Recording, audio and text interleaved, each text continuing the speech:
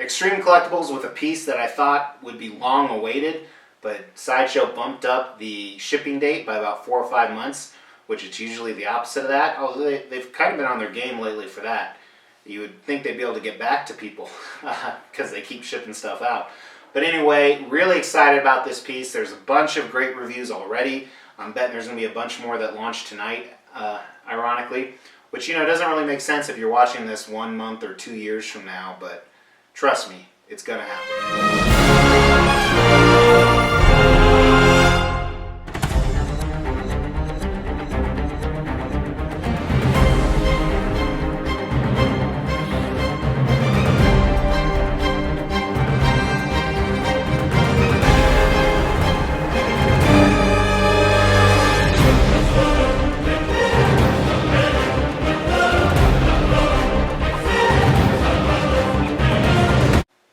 Extreme Collectibles here with Thor, premium format by Sideshow Collectibles. So traditionally the premium formats are about a quarter scale. This is a very, very cool piece.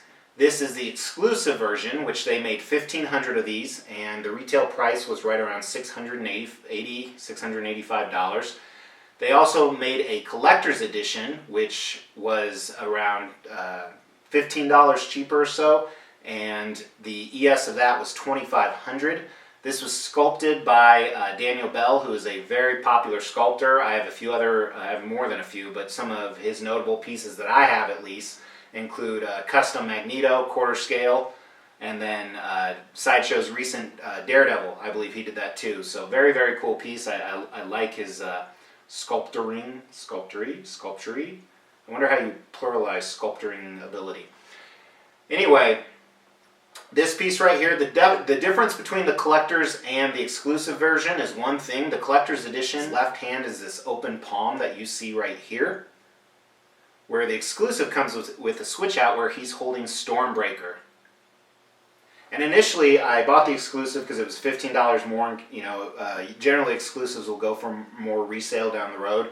But I wasn't going to display Stormbreaker, but I think I might. It's actually pretty cool. To me, it didn't make sense to have both the hammer and Stormbreaker, which I'm kind of getting ahead of myself. But anyway, a number of different pieces, a very large premium format box, which kind of surprised me. But it's a standard Sideshow box with an art box and foam. So the base, minus about 7 flame pieces that stick in through keys and magnets and pegs, was 1 piece. On a side note, most of these flame pieces, they're not sitting 100% flush. And because it's so inconsistently consistent, try saying that, I think it's because of the temperature change. It's about 0 degrees here right now, and it came from California, and prior to that it was probably in China. So I'm going to give it a few days to try and let it settle. Thor himself, his legs and torso and arms were 1 piece. Both of his hands are separate pieces. His head is a separate piece, and then his fabric posable cape is another piece. And then you have 2 pegs here, kind of the I don't know, whatever the hell you call that. What holds on your cape? I usually just tie my cape when I go out. I don't have anything to hold it on. Almost like cufflinks for a cape. They go into the pegs to secure the cape. So those are the different pieces of it. It's a very, very cool piece. Thor, obviously, his popularity is probably higher than ever. He was one of my favorite characters as a child within the comic books. I remember my favorite comic book was Thor vs. Hulk. I had one of those, and it's probably worth a lot of money if my mother didn't throw it away. I have many childhood issues because of that. But in the MCU, Chris Hemsworth, obviously, it plays Thor. No, he doesn't play Hulk. He plays Thor. So this character is probably the most popular he's ever been. Very excited to get this, add this to my Avengers collection. I do have a custom Thor right now, and there's quite a few new custom Thors coming out. But that's kind of a totally different concept. It's almost a Nordic Thor. It's on a big iceberg, and that's done really well too. So let's talk about the concept and design of this dynamic statue. As I said, it's dynamic, which means it's an action pose. You'll often hear museum, kind of means they're standing there posing for a camera. Dynamic means they're in action, they're doing something. Here he's about to kick some ass. He just killed one of Thor's main rivals, Surtur. Surtur was also in Thor Ragnarok, if you want to make that connection, but they didn't really portray him super true to the comics. But here's his skull down here, and what's cool is if you look at this, it could just look like a bunch of lava coming up, but it actually is a skull. This part right here is his tongue, which you're going to see on some close-ups.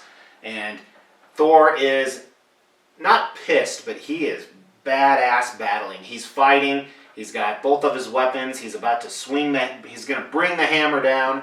I was going to say that during the intro. I never planned what I'm going to say, so I missed some great, at least in my head, funny things. He's bringing the hammer down. His cape's flowing in the wind. Such a cool pose. He's obviously in the middle of a jump. His face is enraged. He's going to hit so hard. His muscles are super flexed. His back is arched. Very, very cool concept. I love it. It's well executed.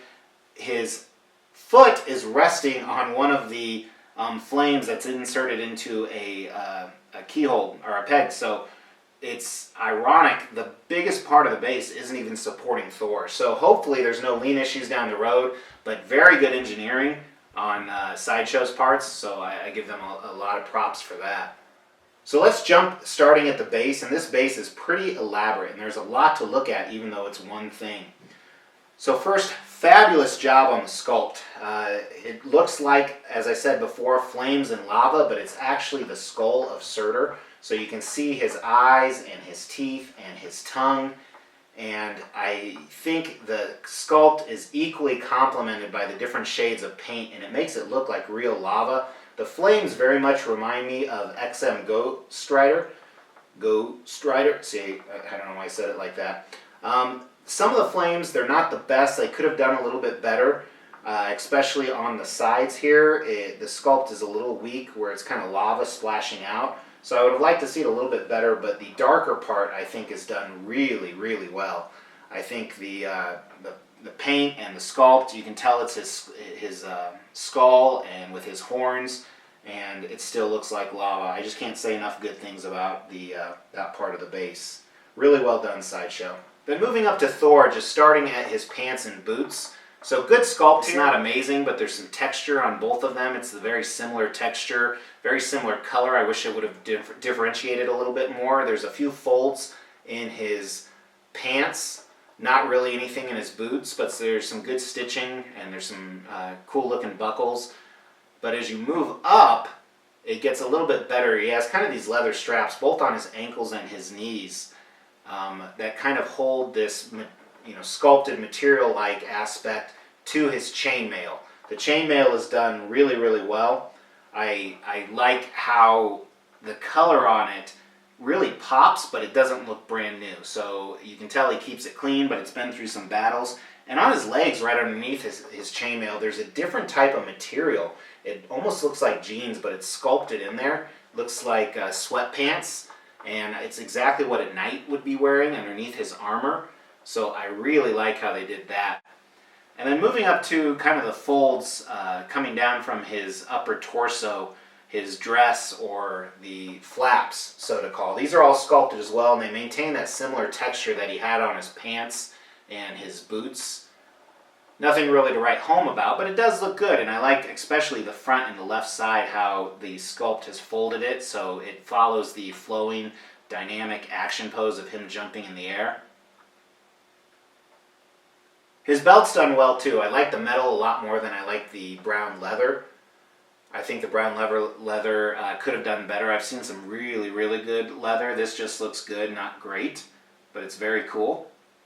And then moving up to his torso. So first of all, on the front of his torso, some really good muscle definition that is not overpowered by his sculpted suit. You can definitely see he still has his muscles, but he has a decently thick piece of suit there. Again, it's the same texture that's on his loincloth and his pants. And then he has kind of that fleshy, meshy type material on the sides that looks really good. Then Thor's arms are awesome. So he is a very powerful being. He's a god, and this anatomy is really well done. Not only on the muscles, but his veins and his elbow. My God, it looks like a real elbow. And that's complemented by the awesome flesh tones that are in there. When I first took it out, I thought it was a little too red, but I think it's perfect. The one thing that I just thought of now as I'm going through this is he doesn't have any hair in his armpit, which is rare you find in a guy, at least in the States. And then around his wrists, he has, similar to the belt, he has some gauntlet glove type material that looks like leather, but it's sculpted in really nice.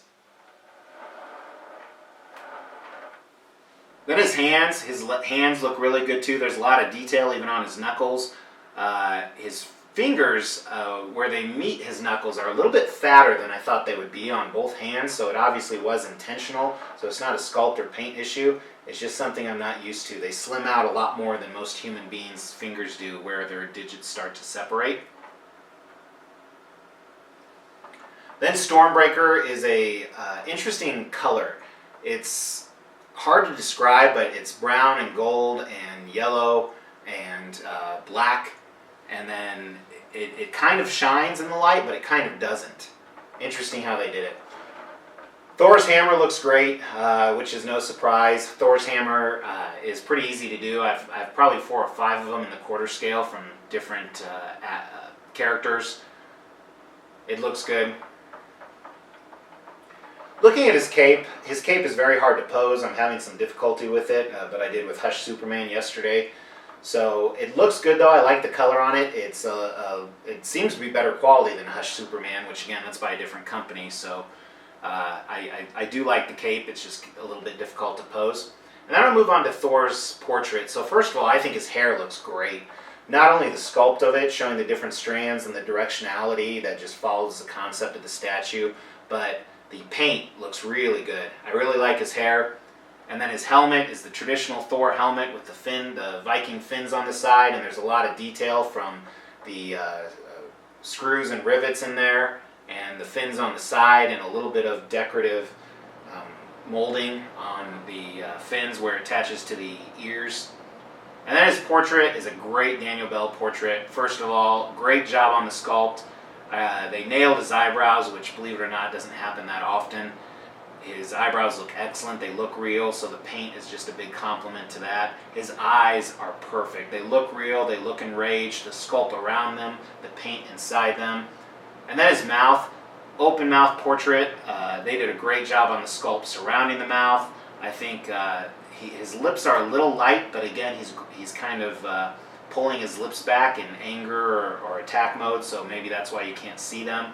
And his teeth and inside his tongue, it looks like a real human being with the paint and that sculpt, so just fantastic job by Sideshow on that. So that's Sideshow's Thor Premium Format. I hope you like this. I have so many statues coming in to unbox in these next few weeks, so please subscribe if you haven't. Please check out some of my old videos.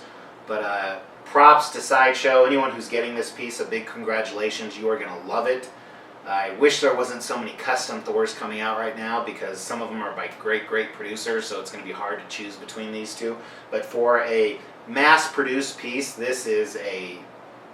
There's some issues with this, so it's not a 10 out of 10 per statue, but for a 4000 ES statue, it's done very well. Which, on a side note, I watched MCE's Marvelous, George's Mystique review this morning or yesterday morning. It amazes me that one company can do something like this and something like that, and them both be released at the same time. I don't know if Sideshow always uses the same factory, but that just blows my mind. Anyway, again, congratulations everybody. Please share that, please like, please subscribe, and I really appreciate you watching. Thank you.